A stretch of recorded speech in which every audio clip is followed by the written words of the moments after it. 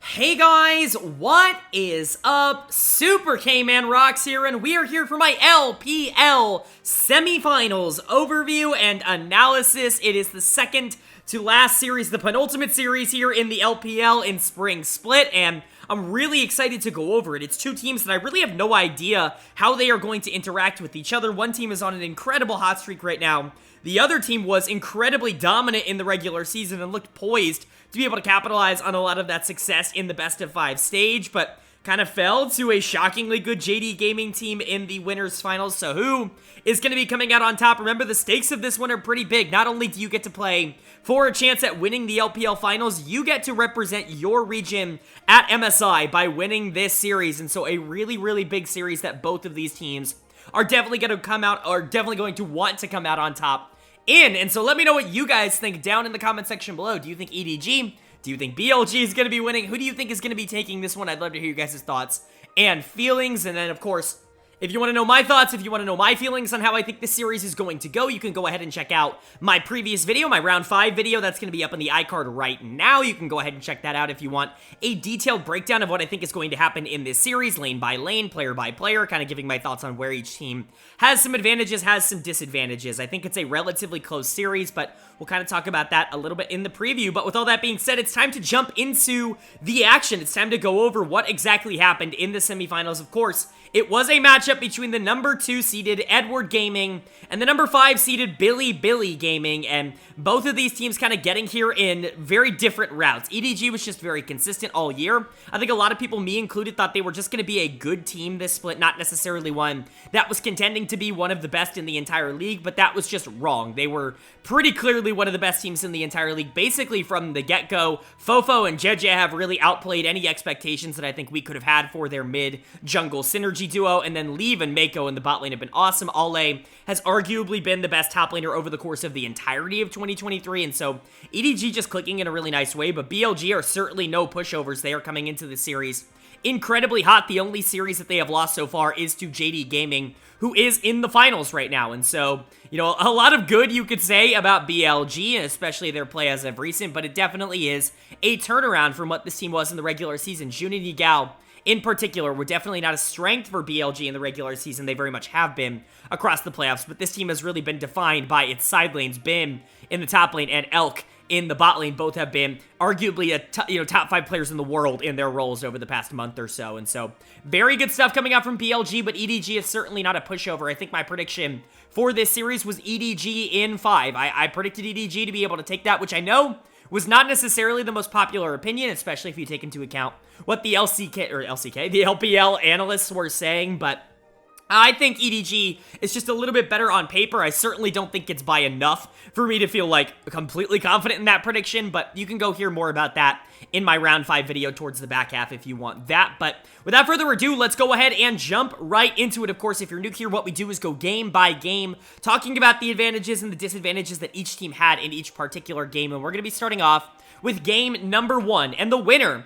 of game number 1 was BLG. Bilibili taking that first game of the series, being able to generate a lead against this EDG team, and momentum has been absolutely massive for this org and for this team across this entire playoff run. Being able to gain the momentum in this series by winning that first game, being able to take control of the series, I think is a positive thing overall for BLG, and then, you know, being able to do it on a lot of the picks that kind of got them here in the first place, I think is especially really good. On a Hook champion, but most notably Jun on the Kindred and Elk on the Xayah. Both have been really big picks for BLG over the course of this playoff run. Of course, Kindred, a pocket pick of Jun alongside the Nidalee. Those are the things that you most associate with him as a jungler, even going back to his Invictus Gaming days. And then Elk, he's really good on everything, but Xayah is, in my opinion, the best AD carry in the meta right now. You know, I know that's kind of an unpopular opinion. I think a lot of people would take Zeri over her, but I think Xayah gives you more pressure throughout the entirety of the game, and I think just generally speaking, that champion is very underrated right now. But,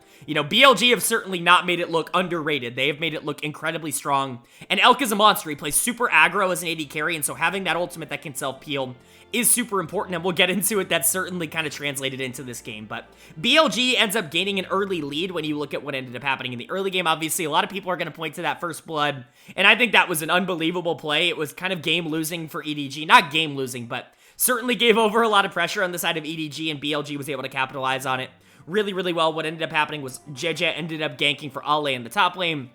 Really good flash body slam by Ale to set up the kill, but Bin lives on like 1 HP. He ends up walking to the edge of tower, and JJ's like, what's he doing? I'm just gonna go auto attack and kill him, but he flashes perfectly just in time, and JJ takes the tower shot to end up dying for first blood. It's a 1-for-0 in a gank top lane for the person being ganked, which is just never a good thing, especially on Jax. That's really, really bad. The Gragas had a hard time playing from that point, and then compound that with the play that happened in the bot lane at the same time, where the Kindred ends up getting a double kill bot onto the Aphelios and the Rakan to set the Xayah up, and the game's really hard to win from that point onwards. BLG, coming into this series, was known as that early game team. When I was looking at the differences between these two in playstyle, EDG much more scaling oriented. Leave in particular is definitely more of a late game hyper carry type of AD carry. He doesn't really necessarily make a lot of these early 2v2 aggressive plays quite like Elk and On do on the other side, but when you go and look at what BLG did to get here, especially that series against OMG, it was kind of a similar matchup. I considered OMG kind of EDG light, which I know isn't quite fair to OMG, but it's just kind of how I viewed them. BLG was the early game team in that series. They were able to get an early game lead in basically every game, and the games that they were able to maintain it, they won. The games that they weren't able to maintain it, they lost. It's kind of just what BLG did, but if they can continue to kind of push their advantages early, they're going to be really strong, and they got those again in this game. Now, a couple of sloppy plays, I'll say, in the mid game. On getting caught out by JJ isn't exactly ideal, and then a couple of fights around second and third dragon that were just kind of weird, right? Like, BLG ends up getting the better of both of them. Actually, I think the second Drake was 1-for-1, but they do end up getting the dragon. But third Drake, I don't really understand what ended up happening here. Yagao gets the drag, which is great. Like, your Andy gets the drag, but he's the only one in the pit, and so he's just kind of left to die for no reason. And then EDG just kind of overextends a little bit. Really, really weird, and BLG ends up capitalizing on it. Not really sure what happened here. This was one of the least clean mid games that I've seen in the LPL playoffs.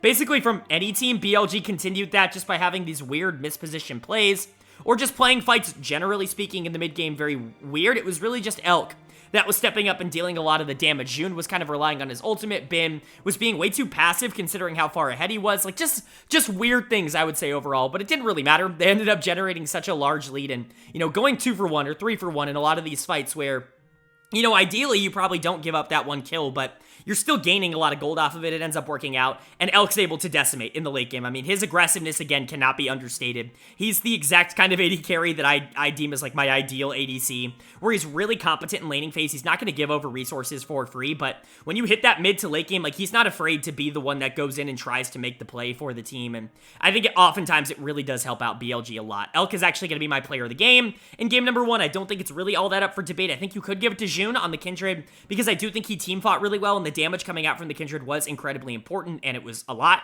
But at the end of the day, I still think that Xayah was, certainly the most competent player in this game. Elk has just been the guy for BLG. I know I get a little bit, clowned on because I hype him up so much, but I really do believe he's a top 5 AD carry in the world right now, and I don't really think that there are a lot of players that can actively contest him at that level. He is really, really good. He's a better player than Leave, and I think it's going to show throughout a lot of this series. And then, of course, June was really good in this game as well, and that's going to be a big factor, I think, for BLG. The reason that they weren't quite as consistent as they have been in the playoffs in the regular season was a lot because June wasn't quite showing what he has been showing so far in the postseason, and I think if he continues this pace, like, if this is the real June, then this is going to be fine. Yagao with some good stuns.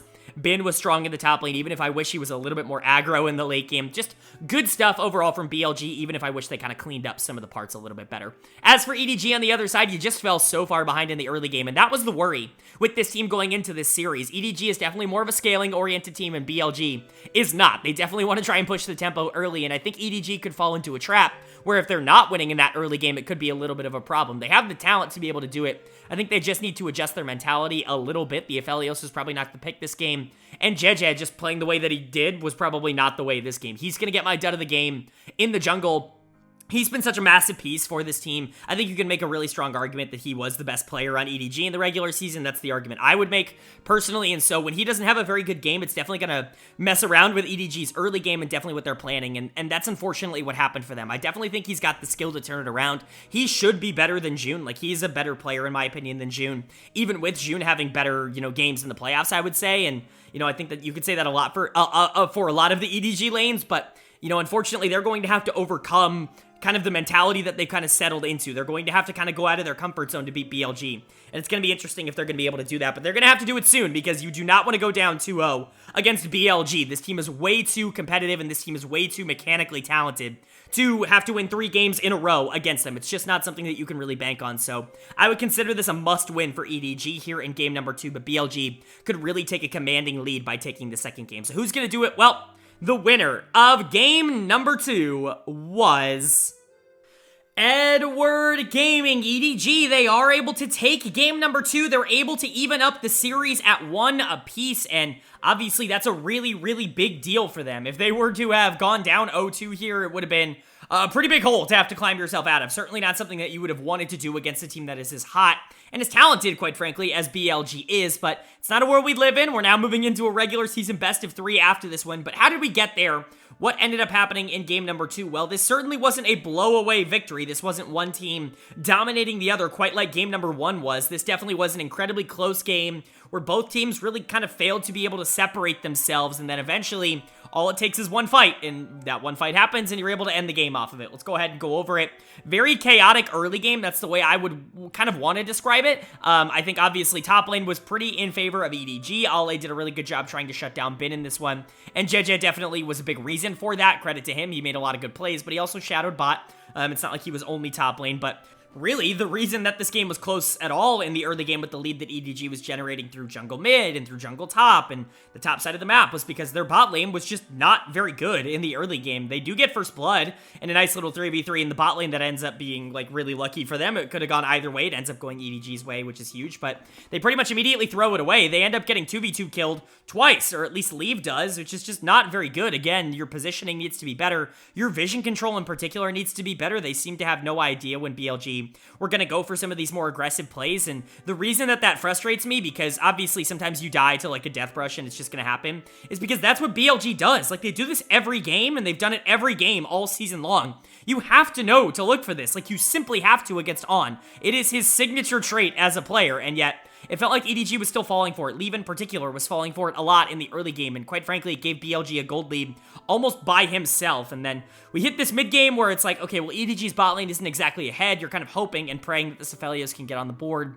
And, you know, meanwhile, you've got a Wukong that's doing a lot of damage. You've got an Ahri that's doing a lot of damage. And so you do want to try to contest for things. And we do get fights. We get a big Herald fight from EDG that they do actually end up winning, which is super important. If they were to have lost that, that would have been really bad. But pretty much every other fight in the mid game ends up going basically even, like 1-for-1 or a 2-for-1 or a 2-for-2 or something like that. Nothing, you know, groundbreaking. Neither of these teams are able to kind of separate themselves. And quite frankly, the gold stays even and the gold stays stagnant for like 25 minutes. Like, we're looking at basically, you know, 7 to 8 minutes into the game all the way up until the end of the game, you know, which we'll get to, is basically even gold. And then we finally get the big fight towards the final dragon of the game, which does end up being Soul, and luckily EDG are able to win the fight. They're able to get Soul, and they're just able to end the game basically immediately, like right then and there. There were some plays in the middle, obviously BLG forcing Baron and basically getting it for free because EDG was just slow on the draw. That did happen, but for the most part, like the mid game was just very boring, very even, and EDG ends up winning a team fight at even to win the game, and you've got to give them credit for that. They knew their win condition. They trusted that they would be better as a team fighting team versus BLG, and so they knew that as long as they went into that late game, you know, relatively in a decent spot, that they probably were going to be able to come out on top. It's a lot of confidence to come out from this team. I'm not necessarily sure I would have shown that level of confidence in this game, but, you know, the win is a win, and that's really what's important. Player of the game for me is going to go to Jeje. I thought he was really good in the early game, and the engages on Wukong were super influential towards the back half. I see a lot of people complaining that he was stealing kills from Leave. I don't care. Like, get kills. It's pro, dude. Come on. We don't have time to min-max in team fights against BLG. You just don't. Like, I understand that there are certain circumstances where, like, yes, it's better on the Aphelios, but we're acting like he's Janna and he's getting these kills. He's Wukong. Wukong with kills is an incredibly good thing. It's not as good as Aphelios, but it's not bad, and I'm tired of this argument that Jeje is a selfish player, and it feels like it crops up every single year, and every single year we shoot it down, but, you know, obviously that's kind of circulating right now. I thought Fofo was really good in the early game. Ahri into Akali is relatively just a skill matchup. If you're the better player, you're probably going to be able to come out on top. And Yagao didn't play all that bad. He certainly made some good plays in the mid game. Catching out Leave in that first dragon fight was really good, but Fofo, for the most part, was just significantly more active on the map. He was playing with this jungler a lot more, and I think that's just going to be more of an impact. Obviously, Yagao is probably going to be giving you more of that throughout the rest of the series, but in this particular matchup of Ahri versus Akali, Ahri should have the shove, she should have the roam. So I'm not particularly surprised. Ollie did a good job trying to neutralize Bin in the top lane, make sure that Jax wasn't nearly as much of a problem as he was in game number 1, and just generally speaking, I thought EDG played well, with the exception of Leave and Mako until the end game, where they were awesome. That final fight they won because of Leave and because of this Aphelios. A lot of people are going to give him player of the game for that, but I just can't overlook how bad his early game was to kind of accept how good his late game was. Like, this has always been something with Leave, and it's something that I do want to bring up. We knew that he was teamfight ready coming into the year. You go back and watch my preseason analysis, that's exactly what I said. My worry was when he goes up against super aggressive bot lanes that are just going to throw shit at him, that are going to try to kill him all the time, that are going to put pressure into him, is he going to be able to kind of, you know, keep up? And unfortunately, so far this series, it hasn't necessarily been a great sign. Now, he's way talented enough to be able to figure that out, and honestly, he's been able to do it against really good bot laners before. It's just going to be interesting to see if that translates into this series in particular. But for BLG, some positives. I thought On was really good in this game on the Renata. Obviously, another champion that he's pretty well known for. Pretty much any of those champions with a hook or a hook adjacent move is going to be good. And I thought Elk's positioning in fights was also really good. He was doing a lot of damage. Yagao had some nice picks, but they just didn't have any pressure in this game, and a lot of that to me was the passiveness of Jun in the jungle. I was really complimentary of him, but this is a problem that has kind of crept into him as the split has gone on further. When they do lose, usually it's because the lack of pressure coming in from the jungle. I think he was making a lot of mistakes early on in the split, and I think the team kind of got in his head, and it was like, hey, calm down a bit, all right? We don't need to make crazy plays. We have really good laners. We're going to be able to make plays there, and I think he's just gotten a little bit passive sometimes with this pathing, especially from behind, and I think that unfortunately that was the case for him in this game. He was just kind of out jungled by JJ. It really wasn't all that close. A lot of the plays in the early game were the Wukong, and pretty much none of them were the Sejuani. He was kind of just reacting, and he wasn't awful in team fights, but he was dying really, really fast because he didn't have any gold, and if you're a Sejuani and you're not really able to CC the enemy target, if you're not able to soak up damage, you're just not really accomplishing all that much. And so Jun, while not necessarily having like the most catastrophic, like worst performance of all time, is going to get my dud of the game. Bin wasn't really all that good on the top side either, but I'm willing to overlook it a little bit more because there was resources dumped into that top side. But overall, the series is now only 1-1. You have plenty of time to be able to figure this out. And again, BLG going into the mid game, like to the late game, really, they were completely even with EDG, which is a really good sign. If you can just kind of extend that lead that you were able to get out further, like, this is going to be an easy series for you. For EDG, though, you simply have to be able to capitalize on some of the advantages that you create a little bit more. You had a 7-1 and, like, 5 Ahri for, like, so much of this game, and yet it failed to really do much. Like, you failed to go for those proactive plays. You failed to try and find picks and to try and find skirmishes. I want to see more aggressive plays coming out from EDG, and that's kind of what I've said all year long. But obviously, the first 2 games are just a little bit of a warm-up if you trade them back and forth. It now turns into a best of 3, and that's really big for both of these teams. So who's going to be able to take the advantage? Who's going to be on series point after game number 3? Well, the winner of game number 3 was Bilibili Gaming. They are able to win game number 3, and they're able to bring this series back into their favor after dropping that game number 2. They immediately take control back, and I think that's a really good thing and a really big thing for this team. They've thrived a lot off of confidence and momentum, and quite frankly, they've been the better team across this series so far. I think that, you know, they were one fight away from potentially taking this as a 3-0 sweep. Not to say that they deserve it because of that, because as I've said multiple times on this channel, the only time you ever deserve a win is when you can destroy the Nexus. If you can't destroy that Nexus, then it doesn't really matter. Yes, you can look really good, but at the end of the day, you've got to be able to know how to close games out. And, you know, credit to BLG. When they're in a really commanding position, they do a really good job knowing how to finish off opposing teams, and EDG was not an exception here today. Another really solid one from BLG in game number 3. Let's go ahead and talk about what ended up happening. Another really big early lead from BLG. It's just kind of what they do. They're really good in the early game, and when they have the opportunity to be proactive and to make a lot of these plays, they're going to be able to generate a pretty strong lead against almost any other team in the world. Like, I really do believe that. Now, I have some question marks about what they always do with that lead, but at the very least, they're able to get it in the early game. And what I want to give credit for in this one in particular was just kind of the breadth of which they were able to generate that lead. It wasn't like one big play that they kind of coasted on. It was play after play after play after play. And small stuff, right? It's like a 1 for 0 or it's like a 10 CS lead, or, you know, it's forcing someone out, you know, it's solo killing the enemy top laner under tier 2. You know, small stuff, things that you're not gonna notice.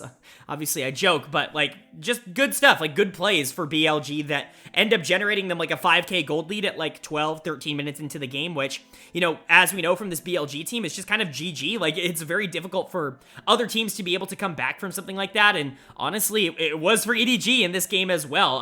Really good macro coming out from BLG in the mid game. Again, just like in the early game, it wasn't, like, blow-away plays. It's not these, like, super flashy, you know, 3 for 0, 4 for 0, massive engage, big team fight kind of advantages that they're able to create. You're not really seeing a lot of these grouped plays coming out from BLG. What you are seeing is just total map dominance. It's being able to control every aspect of the map, and the moment that they see that somebody's out of position, they're going to capitalize on it.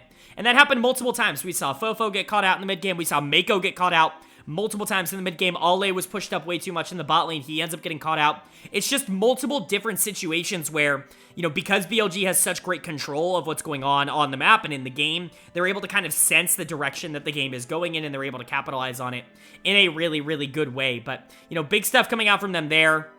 And then eventually we hit the late game where it's just like, all right, we're up 8k gold, we can kind of just run it now. Like, EDG try their, you know, OMG strategy, as I like to call it, but BLG did it in game number 2 as well, where it's like, we're losing, why don't we just go for Baron? Like, if we get it, if they don't react in time, then we just get Baron for free. And then we have a way to actually kind of counteract a lot of the aggression that they're going to show us for the next 5 minutes. But, you know, BLG not exactly going to give that one up for free. They end up having this massive engage comp, which they drafted for, the Renekton, the Vi, the Rakan, even the Annie ultimate. Like, there are so many tools to be able to go in on, and when it works out, it really, really, really works out. And man, did it work out in that fight. They were able to completely destroy EDG. That's really the first big fight that EDG just gets absolutely trounced in. They end up giving over Baron, and then BLG with Baron, with this engage comp, up like 10k gold, just go and end the game. They don't worry about dragons. They don't worry about taking their time. They just run it down mid. They run it down bot. They're able to take a lot of towers, and they're able to end the game. And it's really good stuff coming out from BLG. Really not a lot of, like, analysis for me to give, because it was kind of a stomp. It was definitely controlled by BLG. 2 kills on the side of EDG kind of show that off for you, but it was just good stuff overall from a Bilibili team that I really did want to see some more coherent ending from, and I think we got that in this game. My player of the game is going to go to Bin in the top lane on this Renekton. They saved a counter pick for him. They didn't do it on purpose, but they ended up being able to get counter pick for him, and the Renekton pick was massive. It absolutely destroyed the Gnar. In the early game, he ends up getting that solo kill by flashing under tier 2, and even with assistance coming in from Jeje, coming in from Fofo, they're not able to save him, and Bin gets out. That's disaster for the Gnar. That lane is entirely over. And then the Renekton in the mid game was also really important. EDG actually goes for a dive in the bot lane. Jeje overextends quite a bit, but a lot of the reason that BLG is able to turn that so convincingly is because Bin ends up teleporting into the bot lane, kind of salvaging that, and then another kill, another catch on Ale later with Elk's help. Just a lot of really good plays coming out from Bin. He was a big part of that engage in a lot of the team fights. Just a really kind of good Renekton game. No notes. Like, this is just really good. Bin at his absolute best might be the single best top laner in the LPL. I don't think that's really a controversial opinion, but it was another really good game coming out from him. I think a lot of people are going to give it to Elk. I totally understand that. Zeri is one of those champions. I didn't think he did anything particularly exceptional this game, and that's coming from the biggest Elk fan maybe in the entire world. Zeri's just one of those champions where when she's super far ahead, she's going to look great, but in particular, that team fight around Baron was really, really big, and that's kind of what made Zeri look incredibly strong. But even outside of that, like being able to take turret and take 2 tower shots just to take turret while someone's staring you in the face with no repercussions because they know they die if they go in on you is just hilarious. Like, it's super funny to watch, and, you know, it's just kind of the power of this champion. But overall, like, BLG just kind of stat checked everybody towards the back half of the game. June with some awesome Vi ults being super far ahead. Rakan, nice engages. Annie was pretty solid. No negatives coming out from BLG. This was a stomp, and they deserve all the credit for it that they're going to get. As for EDG on the other side, this was not a good game. This is not how you want to bounce back from a Game 2 win. Honestly, like, this would be a pretty tilting game if it were me. You didn't look particularly perfect in game number 2. You certainly didn't look perfect in game number 1. And for this game to come in at game number 3, this would demoralize me quite a bit. So you got to keep your head on. You got to stay focused. But it really was just pick after pick after pick. It felt like every single little mistake that this team was making that they kind of had to make to even, you know, hope to get back into this game, you know, try to get vision, something like that, was just being picked apart on the side of BLG. Mako's going to get my dud of the game because he was the most obvious one that was continuously picked in the mid game, but it's honestly not entirely his fault. Like, you do have to get vision in order to get back into this game. It was just BLG owned so much of the map that it was very difficult for Mako to actually make any sort of pressure there. But this is kind of a trend with him. I'm going to be entirely honest. I don't think he's really been all that great in the playoffs so far. This is only their third series, but their first two, in their first series against OMG, he was just kind of there. And he was really kind of run off the rift by JDG, and I don't know. I don't know what's going on with Mako. Obviously, he's a great player. He's someone who I think has really helped out this EDG team a lot, but this is a little bit of a worrying trend coming in from him as a player. It just hasn't necessarily been the best postseason from him. Ale, Jeje, Leave was really bad in this game, and he's been bad in this series. Not a lot of positives. Again, there's not like, a couple players played bad, a couple players played good. Everybody just kind of got outclassed in this game. Ale and Mako in particular, but Jeje also had no control over the map. And so, EDG, I mean, if you're going to survive, if you're, going to maintain yourself in this series, you've got to be able to maintain that mental, because this is a pretty excruciating loss in game number 3, one of the strongest that we've seen in the playoffs. And if you lose another game, you are officially eliminated from the LPL playoffs and, from MSI contention. And so this is a must win. Your series, your split, your international kind of hopes and dreams are on the line in this next game, but BLG could close it out here. They are one game away from being in the LPL finals for the first time ever. So, are they going to be able to do it, or is EDG going to keep the series alive, and are they going to send us to a Silver Scrapes game number 5? Well, the winner of game number 4 was Edward Gaming. They are able to take game number 4. They're able to tie the series up at 2 apiece. And we're headed to a game 5. We are headed to a game 5 in the LPL semifinals. And really, could you ask for anything more? That is an absolute dream. A game 5, a final tiebreaker game, essentially, to decide the final team to be going to MSI from the LPL. This is exactly what we wanted to see out of these two in this series. And while I think a lot of people are going to be looking at BLG very favorably, EDG's been able to kill that Nexus twice, and that certainly counts for something. But let's go ahead and talk about how they ended up getting there. This wasn't exactly the cleanest game from either team, but I definitely think, at least in my opinion, this has been EDG's best game of the series. You can talk about game 2 ending a little bit quicker, but I think this was definitely a little bit more controlling on the side of EDG. I think they did a better job of being able to capitalize on the strengths that they were able to create in the early game. And while BLG were able to come back at least a little bit in this game by making some pretty crazy plays, none of them really stuck. And I think a lot of the ideas that EDG kind of put into the ether at the start of this game, the things that they really focused on, the things that they really wanted to make a priority for themselves, ended up coming in pretty clutch for them towards the back half of this. So what ended up happening? Well, the early game can be described by saying Bin was absolutely terrorized in that top lane. He was super good on the Renekton in game number 3 in that counter matchup into Gnar, but now he's got to play it into Jax, a matchup that is already pretty Jax favored. He can just kind of neutralize a lot of what this Renekton wants to do, but then EDG decide to spend a lot of resources top lane. First of all, he does get solo killed at like 6 minutes. That is first blood, and it is worth noting that it's entirely his fault. He was way too far forward. Ale outplays him, and he's able to get the solo kill under tower.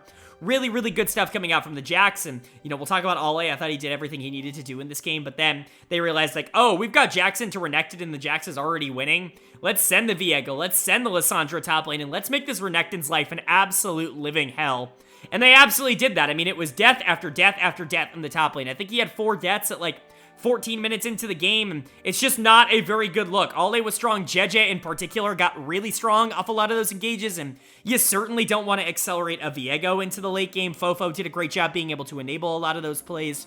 And Leave and Mako were surviving on the backside, like on the bottom side, the weak side in this game. The Thresh was really good at disengaging a lot of the pressure that the Blitzcrank wanted to create, and Jun really wasn't doing anything in the early game, and so you just had this big pressure gap created by EDG, and a lot of it was coming from the top lane. Now, BLG does fight back a little bit in the mid game. A really well-played fight at second Drake. It really looks like this is going entirely in favor of EDG, but BLG play it really slow. They play it really controlled, and eventually they find their opening to be able to go back in and pick up 2 more kills, which is just really good patience from them. This is the part of the game that they have done really well, is these mid-game skirmishes, and it's just another example of that. This was basically just a 3v3 or a 4v4 for most of this encounter, and, EDG just wasn't able to actually destroy them, even with a pretty big gold lead, and so really good stuff over to the side of BLG, but it just wasn't going to be enough in this game. While they do get caught out a little bit more than, maybe you would like, I would still argue that their mid game has been pretty solid, and they were able to find picks on things like Leave. Again, Leave being way overextended. He's not had the best of series. In fact, I would say that this has probably been his worst series as a pro so far, but for the most part, EDG are still in a decent spot. They're able to catch out players like June. They're able to get catches at like 19-ish minutes and, you know, be able to kind of equalize around Baron and just good stuff like that. Second Baron is really where I think it all just kind of blows up, though. BLG do end up getting it because they wanted to prioritize getting that, and so they do. Unfortunately, what it costs them is basically everything. Almost everyone dies. It ends up being a 4-for-0. Even though BLG ended up getting the Baron, they lost all the pressure on the map. They lost all the gold. And they lost Soul, and that's going to be a really big problem in this game. Pretty much every fight from that point onwards went EDG's way. There was really only one big one from that point onwards, but it was just a lot of really good engages coming out from EDG, and Ale in particular, who basically single-handedly zoned Elk out of pretty much every single fight that was happening in the back half of this game. And so, good stuff from EDG. About the most comprehensive victory you could have asked for. Obviously, you would have liked it to be a little bit less up in the air, maybe a few less BLG plays sprinkled in there if you're an EDG fan, but I would definitely say that this was better than game number 2 in terms of what they were able to put out. My player of the game is going to go to Ale in the top lane. He got that solo kill, received a lot of pressure, and quite frankly, he did a lot with it. I know a lot of people are going to say that he was just the recipient of pressure from his jungler and of, you know, his team investing into him. He didn't actually play all that well, but those are the people who just didn't watch the fights, like, at all. If you watch Ale's positioning, if you watch what he was able to do in the back half of the game, he was the most important member of EDG in a lot of these fights. Yes, Lee was doing a lot of damage. Yes, Jeje was getting resets. Mako was doing a lot of, or was peeling a lot for Leave and was CCing the enemy target. But at the end of the day, Ale single-handedly made sure that BLG had no damage. He would jump into the middle of the fight. He would, you know, counter-strike. He would Zhonya's if he had to. He would force Kindred to pop ultimate to stay alive. And, you know, he would do all those things as well. He would take advantage of that. Like, he was just really, really good in this game. This was, you know, a best top laner in the LPL kind of performance. And, you know, you can talk about Bin. We'll definitely get into Bin. But a lot of people were saying Bin was undisputably the best top laner in the LPL. I think this series has definitely thrown some wrenches into that. Not that he's been bad, but just that I think Ale has been pretty good, and I think those are the two that you're probably going to be comparing. 369's obviously in that conversation, but quite frankly, both of these players kind of outplayed him throughout the season so far, and so, or at least throughout the playoffs so far, and so definitely an interesting conversation, but like I said, Jeje was really good in this game. He had a good game plan early on. Fofo, I think, assisted a lot of the plays that they wanted to make in the top lane well. Leave and Mako were solid, even if Leave continues to get caught pushing way farther forward than he ever has any right to in the mid game against a team that is notorious for being able to punish positioning mistakes like that. It's those small things that I still want him to be able to work out, but God, can he team fight, dude. Like, he is so good if you get that 5v5 front to back and he's allowed to deal damage. It's just kind of the everything in between that I still have some question marks about. But EDG is a good team, and they deserve to be here in Game 5, even if they haven't been the most dominant in this series. But for BLG, you got to be hoping that you're going to be able to pull this one home. You've had the two most dominant games in the series, and just because you lost games 2 and 4 means that you might not be in a position to go to the LPL finals. This final game's going to be massive, but in Game 4, you just got outplayed. Like, there really is no other way to put it. Bin was really bad. He's going to get my dud of the game. You can say, oh, we got camped. Oh, you know, EDG put a lot of resources into him, but like, at the end of the day, you've got to be able to do something on Renekton, and he wasn't able to do anything at all. That first blood was entirely his fault. You have no one to blame for that one, and then, you know, being camped from that point on, it's like your lane was already over, and so it's just kind of compounding negatives. He wasn't the only person to play bad on BLG. I thought On had a pretty bad game on his signature Blitzcrank. Sometimes those hooks are not going to go well, and unfortunately, this was one of those games, especially from behind. It's just not going to be a super active playstyle. And then June, a lot of those ultimates ended up helping EDG a lot more than they helped BLG. They were well-timed, and obviously he has really good mechanics on Kindred, but the damage just wasn't there coming out from the jungler who fell behind so far in the early game, and so now we move on to it. That was Game 4. We move on to Game number 5. It's winner take all. The winner moves on to the finals, the winner moves on to MSI, and the winner moves on to Glory. So who's it going to be? Is it going to be EDG, or is it going to be BLG? Well, the winner of Game number 5 was BLG.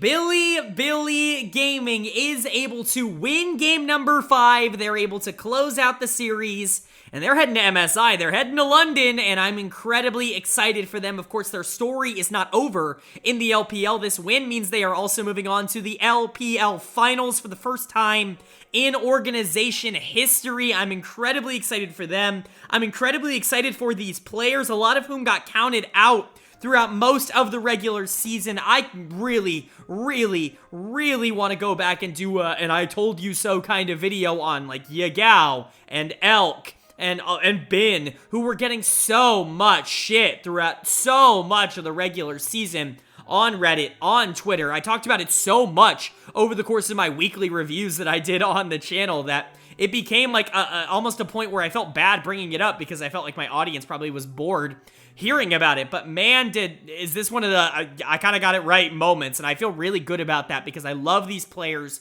and I'm glad that they proved everyone wrong. I'm always happy to see players who aren't getting the credit that they deserve go out and show that they're not getting the credit they deserve, and no one's underestimating BLG now. That I can very much tell you. Of course, this is super unfortunate for EDG. We'll get to them in a bit, but let's talk about BLG first. Let's talk about the game first, to be entirely honest. What ended up happening, and how did BLG end up getting here? Well, pretty kind of inactive early game, I would say, for both teams. There weren't a lot of, like, skirmishes, weren't a lot of crazy trades. BLG did have about a 1k gold lead, but a lot of that was just coming through Kennen CS. Like, Kennen CS in a Malphite, it's always going to be a relatively good matchup for Kennen. They wanted to go for the Malphite for the engage in the late game. Malphite, Vi, Rakan, like, you have a lot of setup tools here for EDG, and this is something that they've performed well on in the past, this kind of engage style comp, so I do like going to it in game number 5 here, but the Kennen is going to have a lot of prio in that lane to start off, and he absolutely did. A lot of the gold that they end up getting is just based off of that, but First Blood does end up going to, I believe it goes to Yagao in the 1v1 trade. It was basically right back and forth. Yagao, it was a 2v2 between the mid jungles, and both teams get a kill. I think that BLG ends up getting First Blood, but it's not really all that effective. It's not really all that influential. A couple of picks here or there. You know, you had that 1v1, you had another good gank mid by On to kind of set some things up for BLG, but all of that kind of disintegrates in the mid game as there's this massive fight in the top river around this Herald, and EDG comes out on top, and not only do they come out on top, Ale on this Malphite gets a pentakill. You get a pentakill in game 5 of the semifinals on tank Malphite after you're down like 40 CS. Now that is a game changer and a really, really huge play for EDG. All of a sudden, that gold lead that BLG was able to generate has kind of disintegrated. Like, this is now anybody's game, really, and quite frankly, you know, anybody's going to be able to take it at this point. Unfortunately, EDG almost immediately throw that gold lead away by walking directly into BLG for the perfect engage on the side of Bilibili. It gets Elk a lot of gold, and all of a sudden, they've regained control of the game. Now, there's a little bit more back and forth. Elk steals Dragon with his ultimate. Always fun to see Jinx Rocket steal a Dragon. It's never not going to be entertaining, especially in a game as tense as this. And then, you know, EDG kind of counterback by winning a big fight in the mid lane.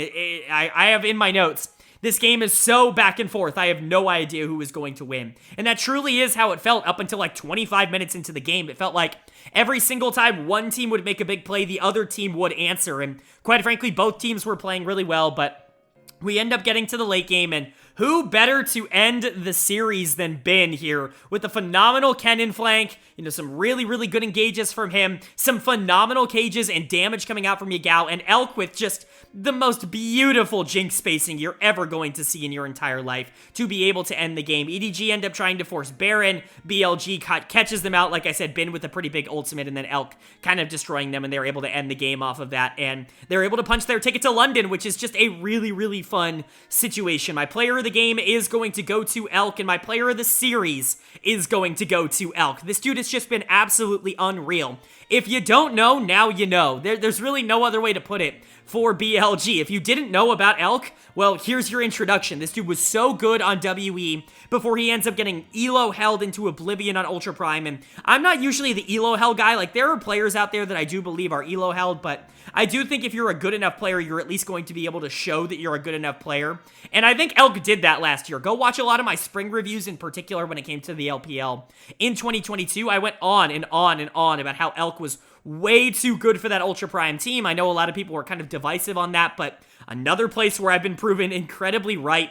Sorry for saying that so much in this video. I usually don't like to be the a told you so guy, but it's just, you know, I hope you guys trust the analysis. I put a lot of work and effort into watching every single one of these games. I analyze all of the games, and so It's good to know that a lot of that work is paying off. A lot of my takes and analysis this year have been correct, and Elk is probably a shining example of that, but On, I think, has been another one. I've been super high on pretty much his entire career. When he was playing last year for Weibo, I was ridiculously high on him and Huanfeng, and he's just gotten better. I think he's even more explosive this year, and he's been a huge positive. Yagao bounced back tremendously from what most considered to be a pretty poor start to the year, and then Bin and June have really turned it around in the playoffs. Not that Bin was bad in the regular season, but June was kind of up and down in particular in the regular season, and he's really turned around. This whole team has just been fantastic, and when you've got an AD carry that you could make a case for being a top 3 player in his role in the world, when you've got a top laner who's one of the best in the world at his role, Yagao who kind of facilitates it all, On who's a complete spark plug, and June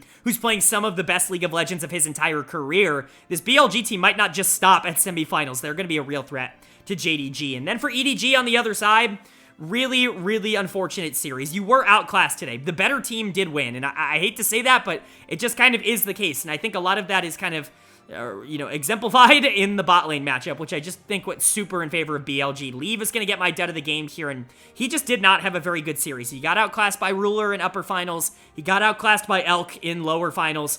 It just wasn't his year. He's going to be a really good player, but again, some of those small mistakes that you just can't make if you want to be an elite 80 carry at this level, he just hasn't ironed out of his game yet. I have a lot of faith that he's going to be able to do that, but these small positioning mistakes in between each fight, when you just rely on him in these fights, when you can kind of hide and protect him from his positioning mistakes in the mid game, I think that he's still one of the best ADs in the world. In terms of just raw team fighting, he's already there. You've just got to clean up the early game, and you've got to clean up the downtime where I think he does struggle a little bit, but Leave's going to get there. He's just simply too talented. Unfortunately, it's not going to be right now. Poor Mako, I mean, he really didn't have that good of a series. I'm going to be entirely honest. He wasn't good against JDG, and he wasn't good against BLG. I don't really know what to say. I don't want this to leave a bad taste in my mouth for Mako. I think he's going to be fine turning it around, but an unfortunate time to have 2 bad series for a player that has been hyper consistent over the course of his career. And then poor Ale, if you want to say poor someone, poor Ale, dude got a pentakill in game number 5 and still lost on tank Malphite. That's got to be